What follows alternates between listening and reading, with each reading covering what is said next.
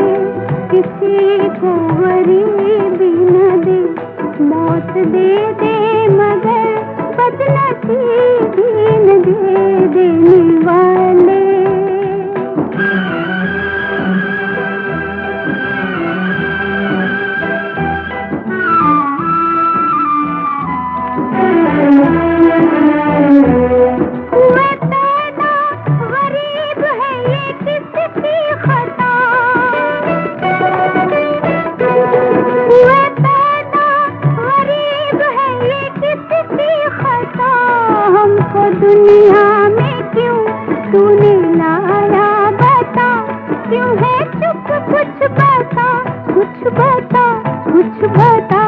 देने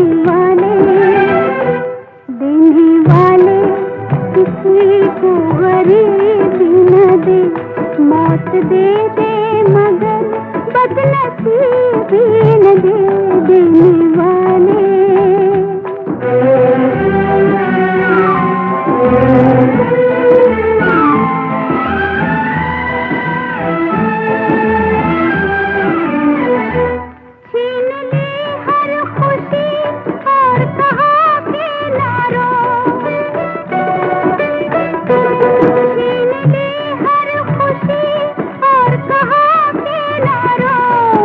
हजारों दिए दिल भी देने थे तो करके हमसे सितम।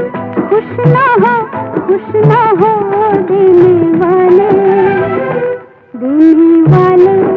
किसी को गरीबी न दे, मौत दे दे मगर बदनसीबी न दे। देने वाले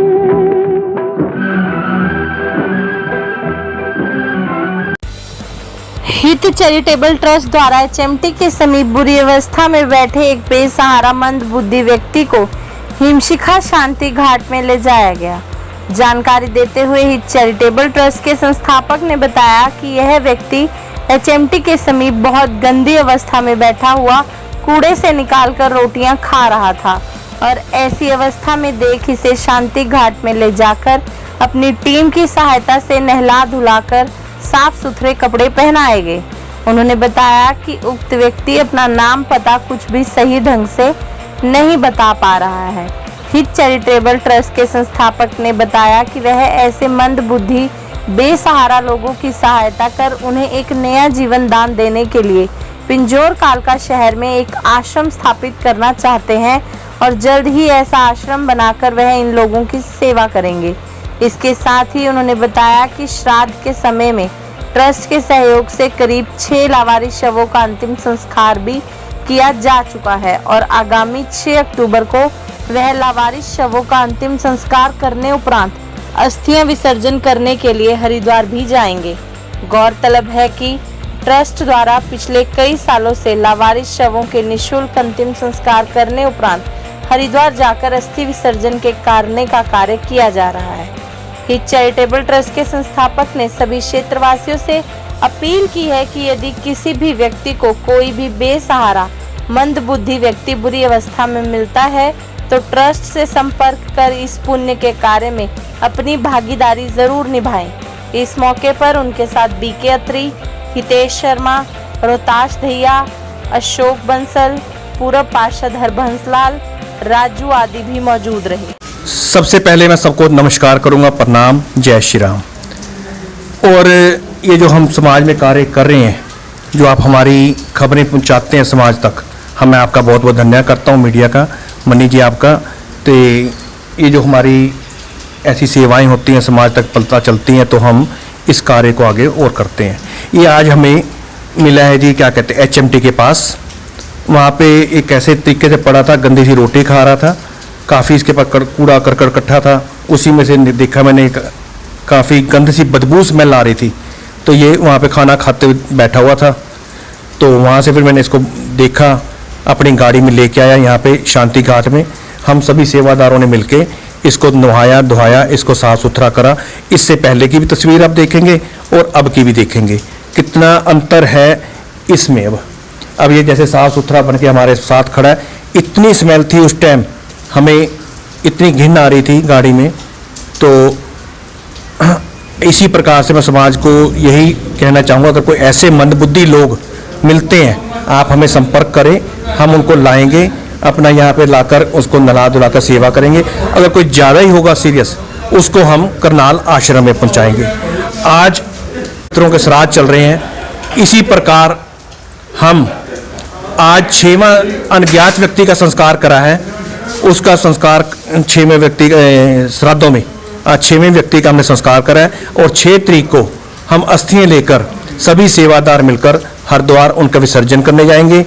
और कहते हैं कि अपनी लड़ाई खुद लड़नी पड़ती है, जिंदगी की लड़ाई ये लोग साथ कम देते हैं। जिंदगी की लड़ाई में लोग साथ कम देते हैं, ज्ञान ज़्यादा देते हैं। ज्ञान देने के लिए बहुत लोग आते हैं हमें देने के लिए, कैसे नहीं, ऐसे किया जाए, ऐसे किया जाए। साथ कम लोगों का होता है। ये कुछ ही चंद लोग हैं जो हमारे इस कार्यों में साथ दे रहे हैं, आम लोग इतना साथ नहीं देते।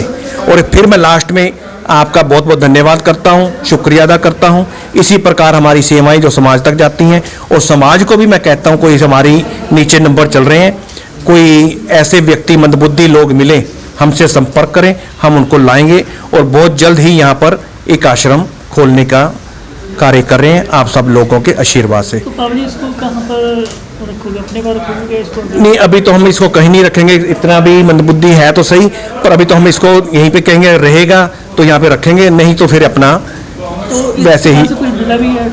नहीं, इसके पास 120 रुपये थे, तो या कोई और कुछ नहीं था। वो भी किसी से मांग पीन के इकट्ठे करे होंगे या कुछ करे होंगे। तो इसके अलावा नाम बताया आपने? नहीं, नाम ऐसे ही कभी कुछ बताता है, कभी कुछ बताता है, नाम प्रॉपर अपना नाम नहीं बता पा रहा। कभी राजू कहता है, कभी कुछ कहता है। पूछा कहाँ का, तो मैं नेपाल का, मैं असम का, कभी कहाँ का। इस तरीके से अपने बारे में परिचय दे रहे हैं, जो कि मंदबुद्धि है। प्रॉपर अगर दिमाग होता है, कुछ होता, जिस हालत में था उस हालत में ना होता।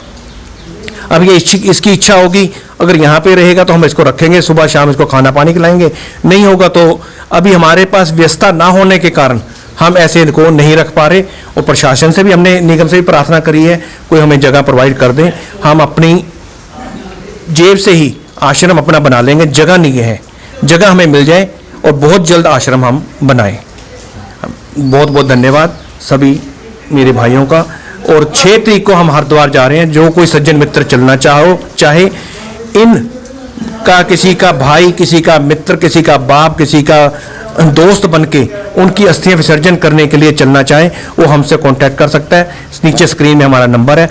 जो भी चलना चाहे 2 तारीख से पहले हमें बता दे। बहुत बहुत धन्यवाद। जय श्री राम। तो मेरा आप सबको नमस्कार। मैं सबसे पहले एक आपको यही बात बोलना चाहूँगा कि बार बार हार कर भी अगर किसी के मन से एक आवाज़ आती है कि एक कोशिश, तो वही सबसे बड़ा एक विजेता है।